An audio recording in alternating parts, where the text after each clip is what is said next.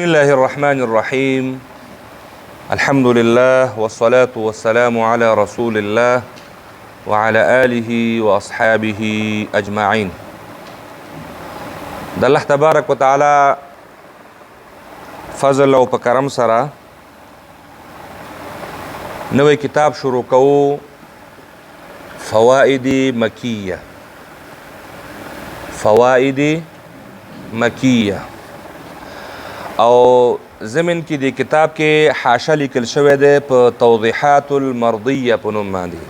توضیحات المرضیه یعنی دې کې دوه کتابه دي، متن د فواید مکیه ده او لاندې شرحه چې کوم ده هغه د توضیحات المرضیه په نوم باندې. د کتاب لیکوال عبدالرحمن مکی، امام الفن استاد الاساتذه مولانا قاری عبدالرحمن مکی. نو فواید مکی هم دا معنا د مکی فواید دي، یعنی قاری صاحب عبدالرحمن مکی نه د فوایدو چې کوم مجموعه د جوړه کړې ده د فواید مکیه په نوم باندې، دا د کتاب نوم ده. او توضیحات المرضیه چې ده نو هغه د شیخ القرآن قاری محمد شریف. د جمال القرآن شرح هم د کړې وه او د فواید مکیه شرح هم د کړې ده. د جمال القرآن مؤلف یا مصنف څوک؟ مولانا اشرف علي تهانوي رحمه الله. دا د کتاب او د کتاب لیکوال نمونه دا یادوي. او د دې کتاب نوم د فواید مکیه او شرح یې لیکلی توضیحات المرضیه. د کتاب لیکوال دی عبدالرحمن مکی او د شارح دی شرح کوونکی دی قاری محمد شریف. د کتاب په مقدمه کې دی لیکي الحمدلله رب العالمین والصلاة والسلام على سيد المرسلين سيدنا ونبينا وشفيعنا ومولانا محمد وآله وأصحابه وأزواجه وذرياته أجمعين. په دې خبره باندې وایي ځان پوه کول پکار ده او په دې باید پوه شو چې قرآن کریم د تجوید د قواعدو سره سم لوستل ډیر زیات اړین او ضروری دي. ضروری به ولې نه وي؟ د الله تعالی حکم ورباندې موجود ده، ورتل القرآن ترتیلا. همدغه شان د نبی کریم صلی الله علیه وسلم احادیث ورباندې دلالت کوي. نبی کریم صلی الله علیه وسلم فرمایي چې تاسو قرآن کریم داسې ولولئ لکه څنګه چې تاسو ته ښودل کیږي یا څنګه چې تاسو ته نازل شوی ده. او د ده په اهمیت باندې ډیر زیات دلایل او احادیث موږ تاسو مخکې لوستي دي. همدغه شان د علماء کرامو اقوال دي، والاخذ بالتجوید حتم لازم من لم يجود القرآن آثم لأنه به الإله أنزل وهكذا منه إلينا وصل. دا د چا قول ده؟ امام جزري رحمه الله. همدغه شان فقد اجتمعت الأمة المعصومة على خطأ على وجوب التجويد من زمن النبي صلى الله عليه وسلم إلى زماننا ولم يختلف فيه عن أحد منهم وهذا من أقوى الحجج. دا او د ورته نور اقوال د علماو ټول ذکر شوي دي. دا ټول په دې دلالت کوي چې تجوید زده کول څه شی دي؟ انتهایی لازم او ضروری دي، فرض ورته ویل شوي دي. لا خلاف فيه انه فرض الكفایه والعمل به فرض عین. ملا علی قاری رحمه الله قول له تجوید زده کول وایي فرض دي، خو بیا دا فرض په دوو برخو باندې وي شوی. قواعد زده کول فرض کفایی والعمل به فرض عین، یعنی قواعد و شرایط و ضوابط، اول درس و دوهم درس و دریم درس، اساسی قواعد و جمال القرآن و فواید مکیه و معلم التجوید، دا کتابونه راغستل او دا ضبطول و سن کې کېناستل دا فرض عین نه دي. دا فرض څوک فواید مکیه وایي، که څوک جمال القرآن وایي، که څوک ټول وایي، خو تجویدي قواعد زده کول دي. دا چې اوس کم کتاب کې قواعد سره رقم ځای په ځای شوي او شاګرد باندې څنګه ښه پوهېدلی شي، هغه د استاذ کمال ده چې کوم کتاب ورته انتخابوي او شاګرد په کتاب کې روانول غواړي. موږ دا نه وایو چې جمال القرآن فرض ده یا فواید مکیه فرض ده، نه، هر کتاب چې ته وایې قواعد زده کول فرض دي. نو قواعد چې کوم کتاب ښه بیان کړي، کوم آسان بیان کړي لنډه لاره باندې درته رتا رسول غواړي نو همغه نو فرض کفایي ده او عمل بیا فرض عین ده. نه عمل څه معنا نو دې باندې خو انشاءالله خبره تفصیلي شوې ده. یعنی کم قواعد چې تا په کتابونو کې ولوستل هغې ته عملي بڼه ورکول. ځکه د قواعدو دپاره عملي میدان څه شی ده؟ قرآن کریم ده. نو په قرآن کریم کې دغه قواعد عملي کول دا بیا فرض عین ده. فرض عین ځکه ده چې د تلاوت چې هر څوک کوي هر چا دپاره بیل بیل فرض ده. ځکه زما د تلاوت زما د قواعدو زده کول تا ته څه ګټه نه کوي. اورېدلی شي ولې نه؟ خو که ته غواړې چې صحیح ووایې نو ته باید خپله څه شی وکړي؟ قواعدو ته مراجعه وکړم. دې وجې نه قواعد زده کول فرض کفایي دی او عمل ورباندې فرض عین ده.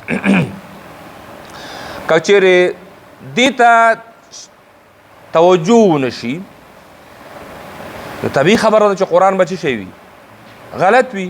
وایي که قرآن کریم د تجوید سره تلاوت نشي نو لوستونکي ته به خطاکار ویلی کېږي، ځکه غلط به وي. والاخذ بالتجوید حتم لازمو کې چې خبر من لم یجود القرآن دا عبارت تقریبا د هغې معنا ده. و څوک چې تجوید ته توجه نه کوي نو هغه بیا خطاکار ده، آثم ده، آثم ده، ګناهګار ده. ولې ګناهګار ده؟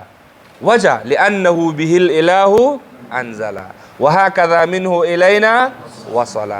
ځکه ګناهګار ده چې قرآن کریم چې کوم نزول په تجوید سره شوی ده او موږ ته را رسېدلی په تجوید سره ده او موږ ته استادانو ته موږ ته را رسولی ده او بیا زه او ته ورته توجه نه کوو نو ګناهګاره به نه یو، ضرور به ګناهګار یو. که بیا داسې غلطي وشي چې غلطیان کې تبدیل د حرف راشي، تبدیل د حرکت راشي، مشدد مخفف شي یا مخفف مشدد شي، مده غیر مده شي، غیر مده مده شي، ساکن متحرک شي، متحرک ساکن شي، او داسې قسم غلطیانې بیا دا د ګناه سبب ګرځي. ځکه په دې کې بیا معنا څه کېږي؟ معنا څه کېږي؟ بدلیږي. تبدیل د حرف باندې معنا بدلیږي که نه بدلیږي؟ د هغې مثالونه واضح شوي دي. اوس قاف په ځای باندې کاف ووایه معنا بدلیږي که نه بدلیږي؟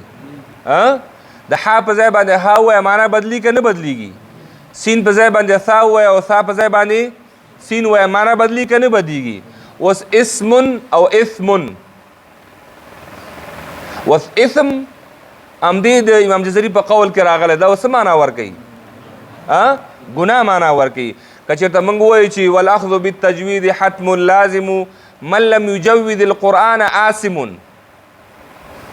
بله معنا ورکوي ثا سره. اوس اسم ګناه او اثم ګناه او اسم نوم. اوس که موږ مسلمان اسم ته معنا د ګناه وکړو دا صحیح راځي؟ نه راځي. نو دغسې غلطیانو باندې که بیا راشي نو دا غلطیانو بیا د ګناه سبب ګرځي، لوستونکي پرې ګناهګاره کېږي. حتی لوستونکي لا څه کوي چې اورېدونکي هم پرې ګناهګاره کېږي. غلط قرآن ویل که ګناه ده نو غلط قرآن اورېدل هم ګناه ده.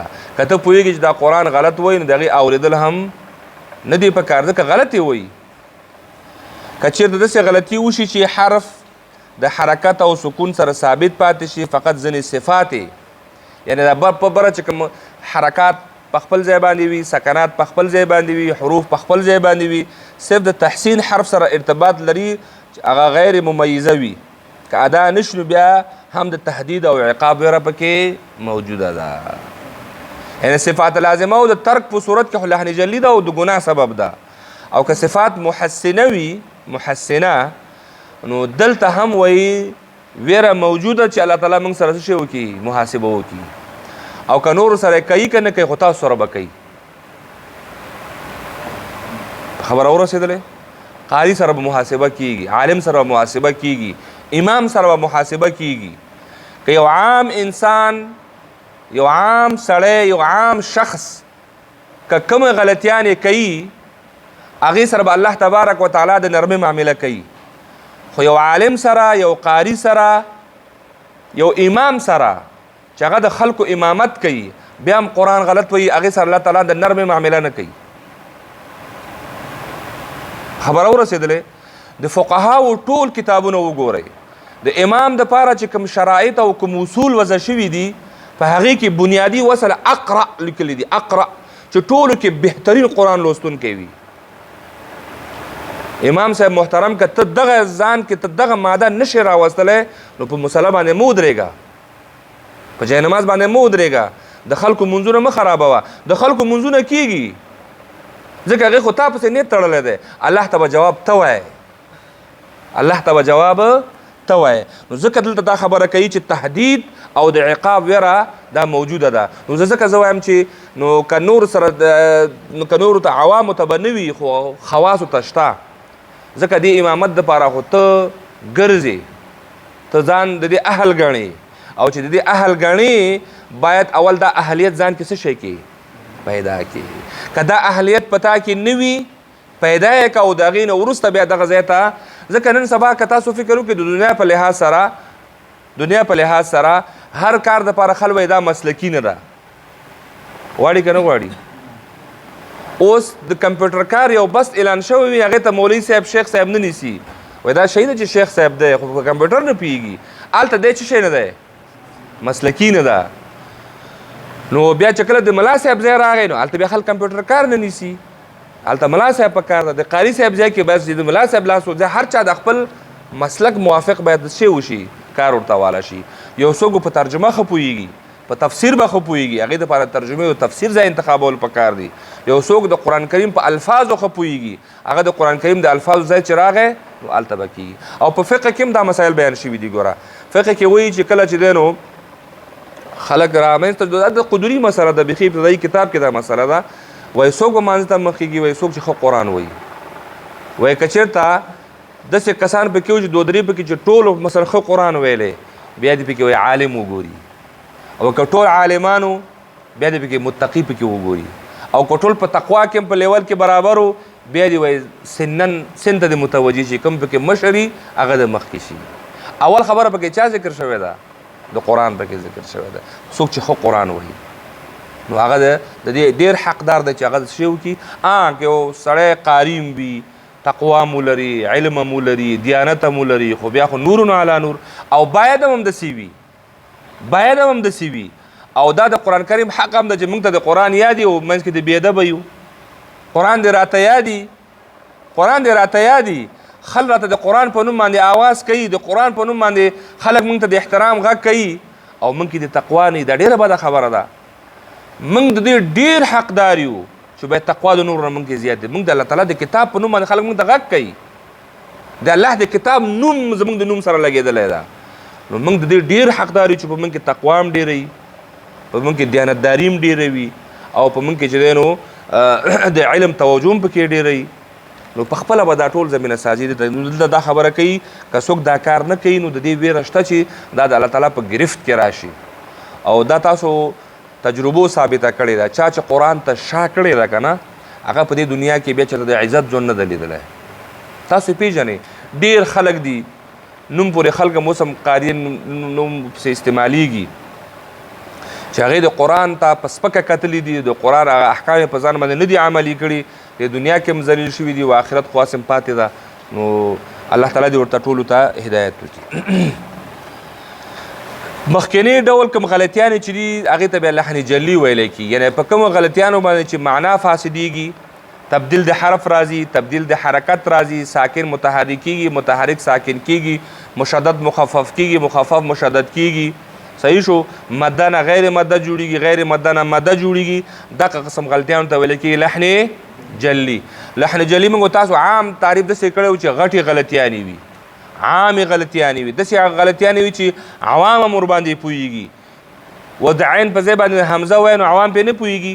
نو دې کې خو د علم او تجوید ته ضرورت نشته. که څوک د حروف هجا پیژني هغه په دې پوهېږي چې دا عین ده او دا حمزه ده.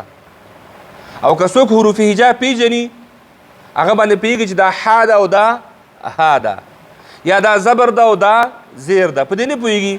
انعمته په ځای انعمت وایي نو دې کې د علم ضرورت شته. خو کلبیتې چا ویلی هغه په دې پوهېږي چې دلته زبر او د څه وویلی، پیش وویلی یا زیر وویلی، یا شد نه و ده پکې داخل که، یا دلته شد و ده پکې ونه ویلی. په دې نه پوهېږي. دغه قسم غټې غلطیانې چې هر څوک ورباندې پوهېږي دغه ته لحن جلي وایي. او حکم یې څه ده؟ حرام ده. او د حراموالي وجه او دلیل دا ده چې په دغه غلطیانو باندې اکثره مونځ فاسدېږي. اکثره مونږ فاسدېږي. نو مونږ به ولې فاسدېږي؟ ځکه معنی یې فاسدېږي، معنی یې غلطه راوځي. نو چې دغسې غلطیانې شو دا لحن جلی ده. او دوهم قسم غلطیانې چې محسنه دي، د کلمات او د حروف د حسن او د زینت دپاره راغلي وي، نو هغه چې ده نو بیا محسنه دي، مزینه دي، محلیه دي، هغه لحن خفي ورته ویلی کېږي. حکم چې دی نو مکروه ده، ځکه چې د ده د کراهت نه هم ځان ساتل پکار دي، ځکه چې ویل چې دا هم د دې ویره موجوده چې په الله تعالی په دې باندې هم موږ او تاسو ونیسي. او بیا درته ما وویلې که عوام خو نه نیسي، خو تاسو په دې هم نیول کېږئ. یو کال ته راغلی، لله الحمد، کتابونه یو بل پسې ختمیږي، ته بیا هم چې دی نو لحن جلی نه خو باید عوام هم ځان وساتي، ځکه خو دا خو فرض دي، مونځ پې فاسدېږي. او تاسو به د لحن خفي نه هم ځان ساتئ. په دې خبره ورسېدلې، ته که د لحن خفي مرتکب کېږي، بیا نو عوام خو به د لحن جلی باندې ملامته نه دي، هغوی بیا په هغې ملامته نه دي. په دې خبره ورسېدلې. او تاسو به د دې هغه ته ځان ځکه رسوئ چې تاسو د نورو خلکو دپاره رهنمایان ګرځئ. تاسو نه به خلک پوښتنې کوي چې دغه غلطي کومه کټګورۍ کې ده، تا ته به د دې وضاحت معلوم وي چې په دغه مونځ فاسدېږي او په دغه مونځ نه فاسدېږي.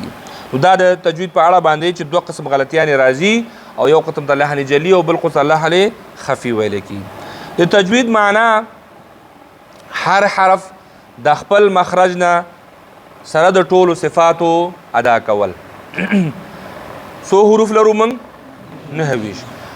دغه 9 حروف د خپل مخرج نه ادا کول. انشاءالله مخرجونه تاسو ټولو ته یاد دي.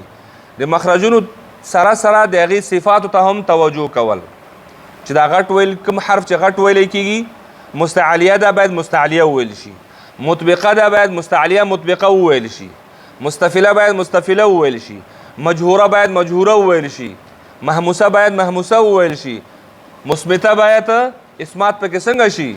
مراعات شي. یعنی یوازې مخرج باندې کار نه کېږي، مخرج سره سره د هغې صفاتو لحاظ هم کول. صحیح شو؟ نو دا د تجوید معنا ده. وصلی الله تعالی علی خیر خلقه محمد وعلى آله واصحابه اجمعین.